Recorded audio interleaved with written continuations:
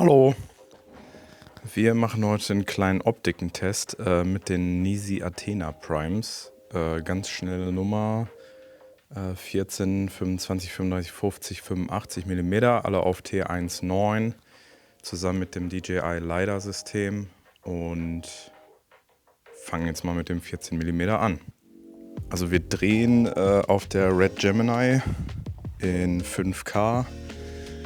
Das ist dann APS-C und kein Fullframe. Wir können später wahrscheinlich auch noch mal einen Test mit meiner FX3 machen, je nachdem, ob das Sonnenlicht noch da bleibt. Die Sonne steht schon vergleichsweise niedrig, aber wir gucken mal, wie weit wir kommen. Das ist auf jeden Fall 14 mm T1.9 Red Gemini. Ja, mit der 14er können wir natürlich nah dran. Kleiner Sitztest. Wofür die bekannt sind, erzähle ich euch, wenn wir die 25 drauf haben. Ich habe gerade natürlich auch Quatsch erzählt.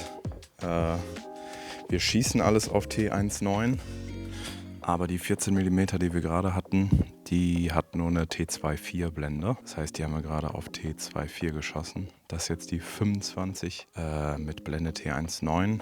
Wofür die Optiken bekannt sind, dass sie halt vergleichsweise schnell sind, also 1,9er Blende und auch schön klein und kompakt sind. Also es ist echt erstaunlich, dass das Fullframe Festbrennweiten sind, die aber super klein und kompakt und leicht sind. Die haben natürlich auch alle die gleiche Größe, damit man die einfach so wie sie sind auf die Kamera draufhauen kann mit PL-Mount und nichts am Fokusmotor oder ähnlich verschieben muss. Also alle Gears sind an der gleichen Stelle. Jetzt nur mal fürs Gefühl von der Größe. So groß ist jetzt zum Beispiel das 50 mm. Das ist wirklich für eine Full-Frame 1.9er Optik winzig, aber macht ein gutes Bild. Also was halt erstaunlich ist, ist, dass die Optiken sehr clean sind. Ich finde den Bokeh von denen unglaublich schön. Die haben jetzt keinen krassen Vintage-Faktor oder irgendwas, sondern sind einfach cleane Optiken, die sauscharf sind, auch bei T1.9 und Bock machen. Ich finde den Look jetzt insgesamt einfach sehr unaufgeregt, aber hochwertig. Also ich finde, man sieht einfach, dass also die groß offenblendige Blende, die da verbaut wurde, verdammt viel Licht reinkommt und auch eine schöne Separierung zwischen Vorder- und Hintergrund passiert. Aber dass die Optiken jetzt nicht crazy ablenken oder so, sondern irgendwie einem dabei helfen, sich auf das Wichtige im Bild zu fokussieren und sich nicht irgendwie ablenken zu lassen von einem verrückten Look, was einfach für viele Sachen auch wichtig ist. Das ist das 35 T1.9 im Sitzen. Ich hoffe ja, dass mein DJI Autofokus mich nicht im Stich lässt. Aber bisher sieht das alles ganz fair aus, was hier passiert.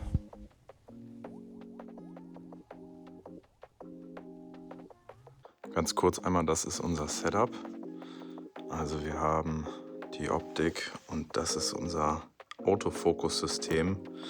Also hier haben wir einmal LiDAR, was die Entfernung misst, Schärfenmotor und hier das LiDAR-System, genau, wo wir dann Autofokus anschmeißen können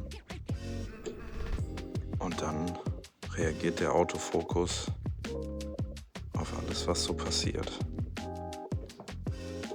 Funktioniert erstaunlich gut. Was mir persönlich auch gut gefällt, ist irgendwie die Abdeckung der Optiken, also was wir insgesamt für Brennweiten haben. In dem Set, was ich jetzt habe, haben wir ja wirklich von 14 bis 85 und man kann sich noch eine 18er und eine 135er zusätzlich kaufen.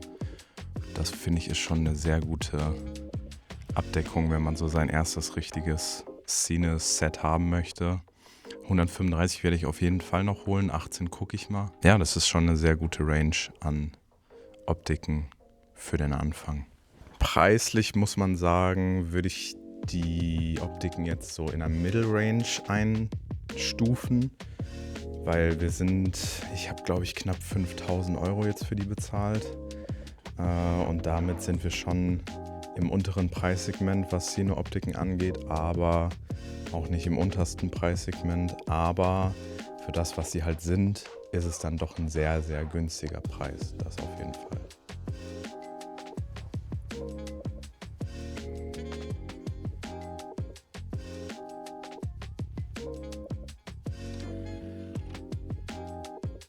Eine Sache stimmt auch gar nicht, die ich gerade gesagt habe. Und zwar gibt es noch einen 40 mm.